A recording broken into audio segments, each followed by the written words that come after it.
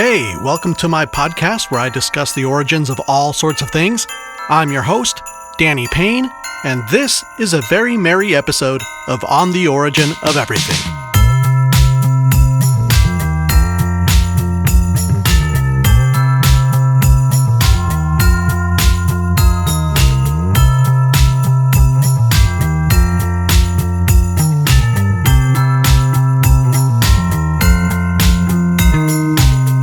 Christmas in America involves buying gifts, wrapping those gifts, and putting them in the living room under a pine tree that's been decorated with lights and ornaments.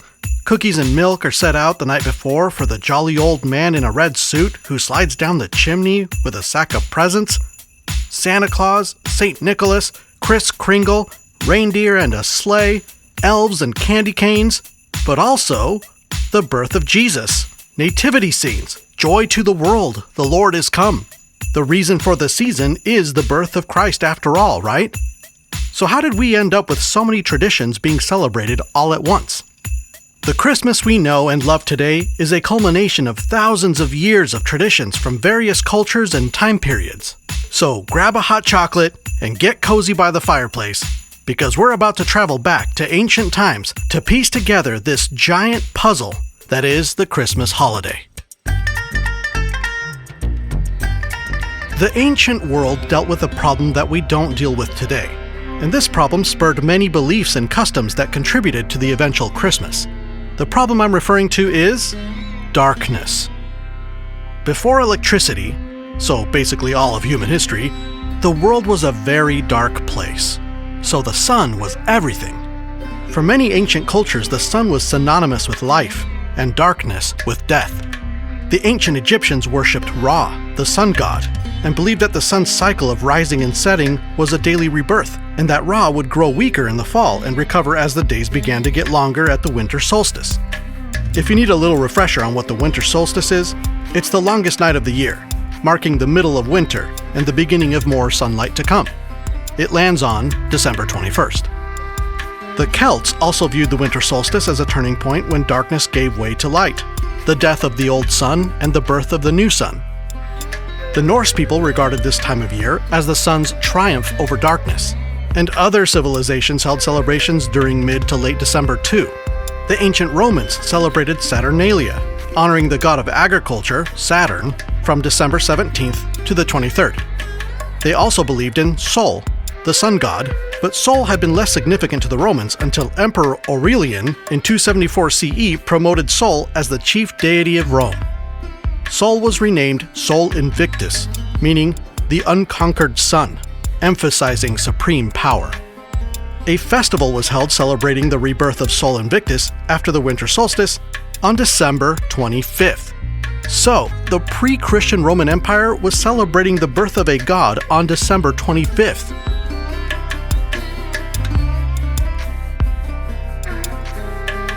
Christianity was developing through the 1st to 3rd centuries and grew to become the official religion of the Roman Empire in the 4th century. To make the transition go more smoothly, Sol Invictus was reframed as the birth of the true light of the world, Jesus. It was also believed by some that Jesus was conceived on March 25th, so 9 months later would put his birthday around December 25th. There is no evidence that Jesus was actually conceived on March 25th, but this belief supported the choice to celebrate his birthday on December 25th. I love the parallel of a sun god conquering darkness with light, and the Son of God conquering sin and death with light and truth.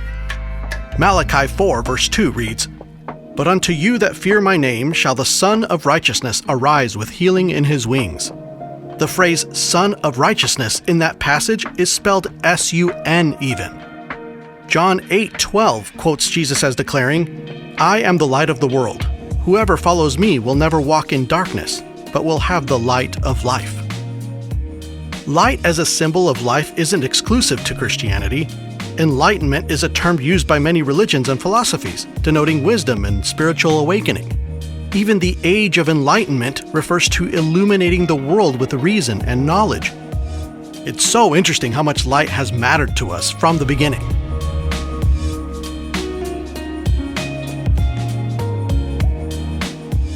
So, we have been celebrating Christmas since the 4th century. but we didn't call it Christmas until the 11th century.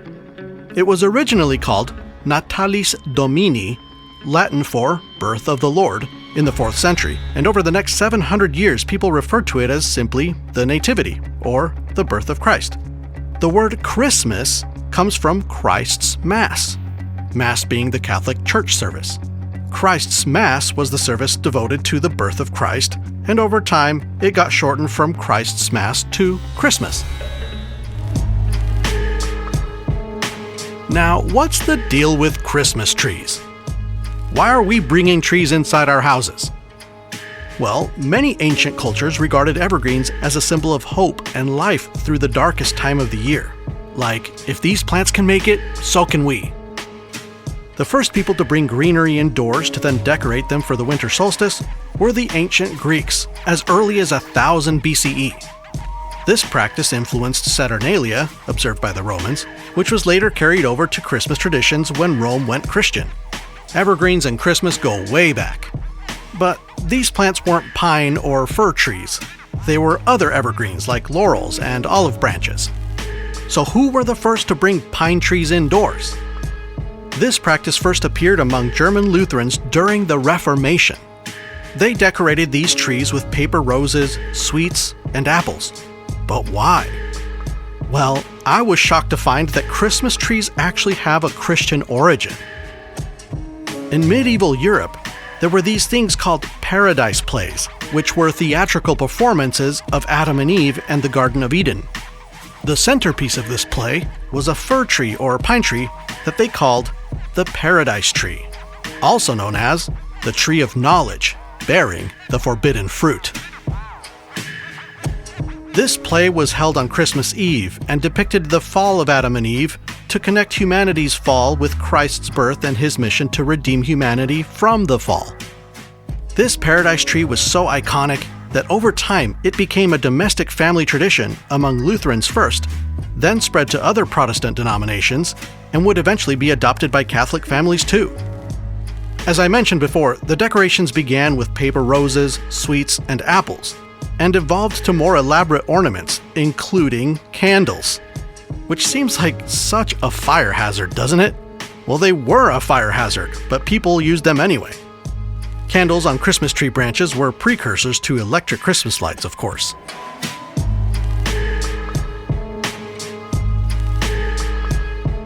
What about gift giving at Christmas? Why did we start doing that? Remember Saturnalia, the Roman midwinter festival to honor the god of agriculture? Part of Saturnalia involved gift exchanges as gestures of friendship and goodwill. When Rome turned Christian in the 4th century, they reinterpreted the context of giving gifts to the gifts the Magi gave baby Jesus, and Jesus himself being God's gift to humanity. Another easy transition from a pagan tradition to a Christian one.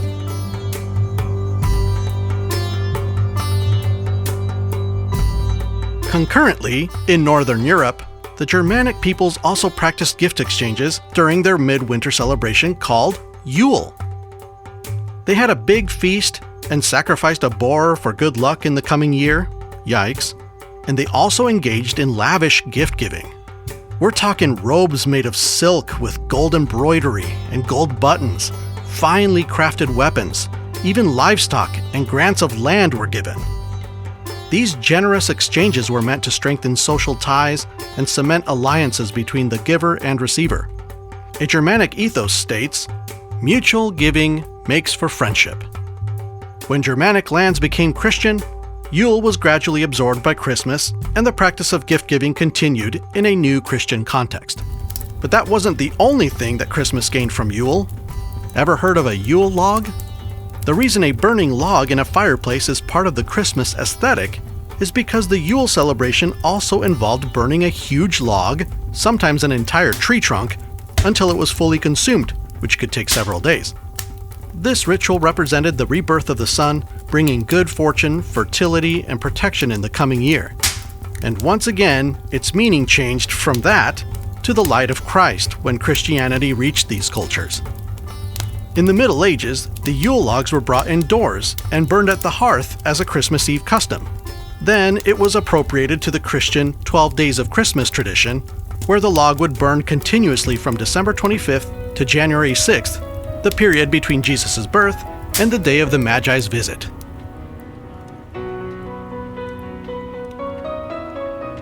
I'm realizing that this has been a ton of information. I guess I could have just said that the December 25th date stemmed from winter solstice celebrations. The word Christmas comes from Christ's Mass.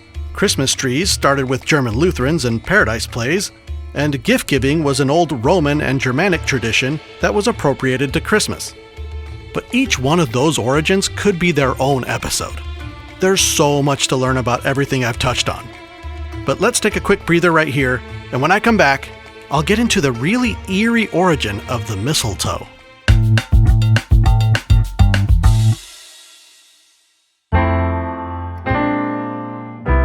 This episode is brought to you by nothing. To help keep ads off this show, consider donating by clicking the Patreon link in the show notes, or by going to patreon.com/ontheoriginofeverything. Another way you can support this show is by giving it a 5-star rating and review, or by following it, or sharing it. Let's build a community of people that are curious and always learning. Now, back to the show. Today we hang mistletoe and romantically share a kiss while standing underneath it. A cute little custom from the late Middle Ages. But the cultural significance of this plant goes back way further, to an origin that felt more closely related to Halloween than Christmas. You'll see what I mean. In the 1st century CE, and possibly earlier, the Celts regarded the mistletoe plant as sacred and performed a peculiar ritual when they found some. Now, the only account about this ritual comes from a 1st century Roman author, naturalist, and military commander, Pliny the Elder, or Pliny the Elder. I like Pliny. He compiled 37 volumes cataloging as much human knowledge of the natural world as he could, an early form of encyclopedia. This Pliny the Elder guy wrote about what he witnessed the Celtic Druids doing. He says, "The Druids held nothing more sacred than the mistletoe, and the tree that bears it, supposing always that tree to be the oak. It is the notion with them that everything that grows on it has been sent immediately from heaven, and that the mistletoe upon it is a proof that the tree has been selected by God himself as an object of his especial favor. The mistletoe, however, is but rarely found upon the oak, and when found, is gathered with rites replete with religious awe. They call mistletoe by a name which signifies, in their language, the all-healing.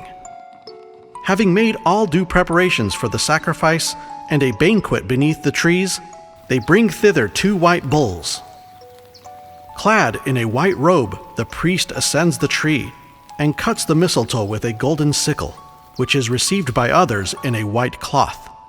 They then sacrifice the victims, offering up their prayers that God will render this gift of his auspicious to those whom he has so granted it. It is the belief with them that the mistletoe, taken in drink, will impact fecundity to all animals that are barren, and that it is an antidote for all poisons." So let me recap all that and paint you the picture. Imagine this scene. You're taking a 1st century walk through some woods and come upon a clearing. You see a bunch of people in white robes circled around an oak tree. One of them climbs the tree, holding a golden curved knife, and cuts some mistletoe off of a branch, then lowers it on a white cloth down to the cloaked people below. Then they commence the slaughtering of 2 white bulls, while someone brews a potion in a cauldron with the white berries of the mistletoe. They all drink the elixir and feast on the bull meat under the old oak tree. Super Christmassy, right? A far cry from the mistletoe tradition of today. According to Pliny, the Druids believed that mistletoe cured infertility and acted as an antidote for all poison. But mistletoe is actually toxic and can potentially be lethal in large doses. So if Pliny's account is accurate, it's possible that the Celts weren't consuming enough of the toxin to die from it. Mistletoe is also a parasite. That's how it can grow on an oak tree. But anyway, how did this plant become associated with romance? Well, it's not a big stretch to go from a fertility charm to a romance charm. and medieval folklore perpetuated the belief in its powers as a good luck charm through the Middle Ages. Mistletoe didn't have a place in Christianity, as it was seen as a form of pagan idolatry by the Catholic Church. But the folk traditions endured in popular culture and took on many forms, from hanging mistletoe in the home in order to bring peace and protection, to standing underneath it to bless a friendship or declare a truce between enemies, from warding off evil spirits to promoting an atmosphere of love. By the 16th century, enough time had passed for the stigma toward mistletoe's pagan roots to wear off, and mistletoe began to be incorporated into Christmas decorations. Mistletoe is, after all, an evergreen, and it's most commonly spotted in the winter when the leaves of other trees have fallen. This is when the kissing began, in the 18th century in Britain. They hung kissing boughs over doorways, which were mistletoe wreaths. Victorian England would run away with this tradition, and kissing underneath the mistletoe, though not a huge part of Christmas these days, has never fully gone away.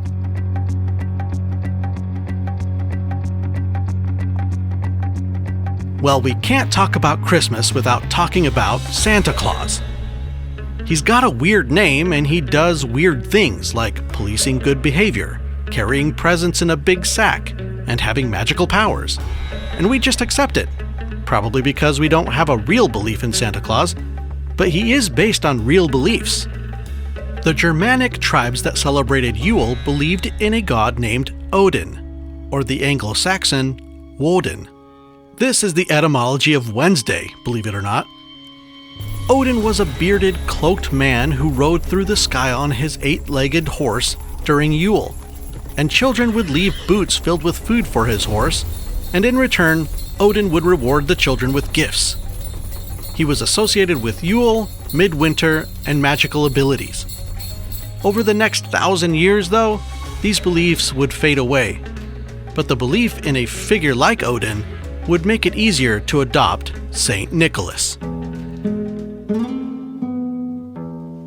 Nikolaos of Myra was a bishop in the early 4th century, known for his generosity, his protection of sailors, of children, and the poor. After his death, he was venerated as a saint for his charity and noble acts. An annual feast was held in his honor on December 6th, the date of his passing.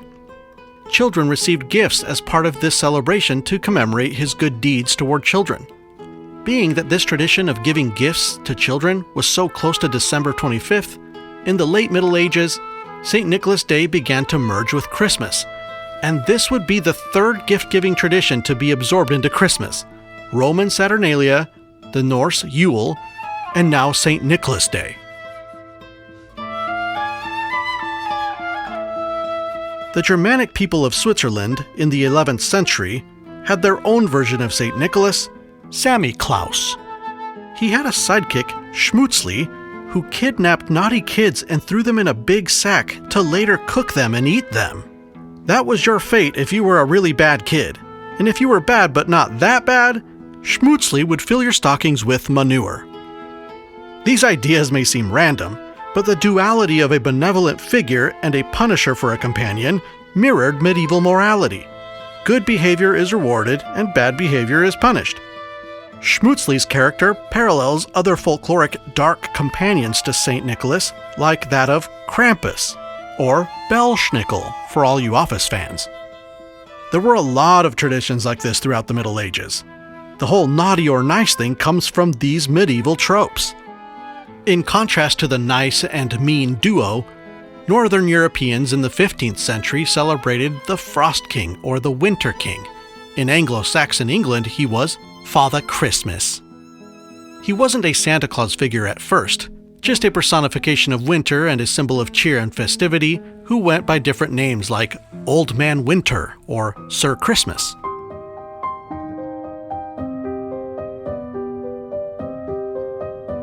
The Reformation rebelled hard against the veneration of saints and aimed to suppress sainthood from Christianity, and along with it, St. Nicholas. Martin Luther wanted to move focus from saints to Christ and introduced Christkindl as an alternative. Christkindl simply meaning Christ child. English speakers would pronounce it Kris Kringle, so that's where that name comes from. Instead of St. Nicholas giving gifts on December 6th, Martin Luther pushed for Christkindl giving gifts on Christmas. Many Christmas traditions today still reflect this change. In some Spanish-speaking countries, El Niño Jesús is the one who brings you presents, not Santa Claus. I had always thought that was a weird tradition, but now I know why. It was Martin Luther's doing. Despite the Reformation's attempts to erase St. Nicholas, he didn't disappear. The Dutch, in particular, held on to their St. Nicholas tradition, and their version is the direct ancestor of Santa Claus. They called him Sinterklaas, short for Saint Nicholas. He wore red ecclesiastical robes, rode a white horse, and gave gifts to children.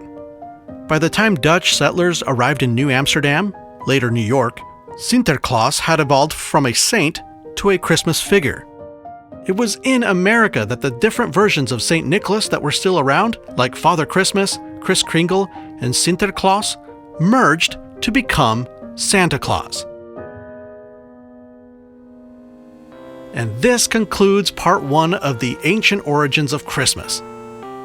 In a couple of weeks, I'll do the origins of modern Christmas because there's so much more to cover. It's going to be great. But for now, I'll leave it right there. But boy, did we cover a lot of ground, huh? I'm going to go decorate my Christmas tree, wrap some presents, and maybe I'll go out and get some mistletoe and make a Christmas bough. Brew myself a little elixir. Kidding. Don't do that. All right, guys. Merry Christmas, and I'll be back in 2 weeks with more Christmas origins. Until next time, so long. Research, music, and production was all done by Jezere Wilson. This podcast is listener-supported, owned and operated by Jez and myself under the On the Origin of Everything LLC in the United States. All rights reserved. We can be reached via email at info@ontheoriginpod.com.